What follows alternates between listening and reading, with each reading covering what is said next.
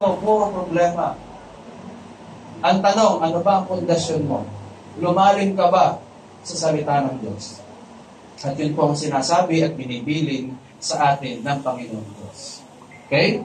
Kaya kung gusto niyong tumibay, tumatag ang inyong pagsasama, maging sa mga naririto, alamin ninyo, saliksikin kung ano sinasabi ng Biblia, at i-apply ito sa inyong buhay.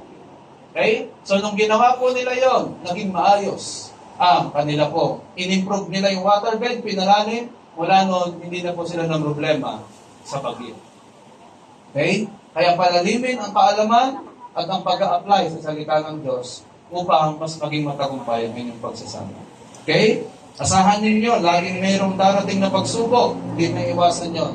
Ang kailangan nyo lang gawin, palalimin, patindihin ang inyong pundasyon sa salita ng Diyos. So the foundation of your home should be reading and meditating and applying the Word of God in your lives. Kayo parehas Kristiyano, parehas niyong kilala ang Panginoong Diyos. Kaya para mas malaman niyo ang kanyang mga gustong mangyari sa inyong dalawa, kailangan matutunan at marinig ninyo ito at i-apply sa inyong buhay. Okay?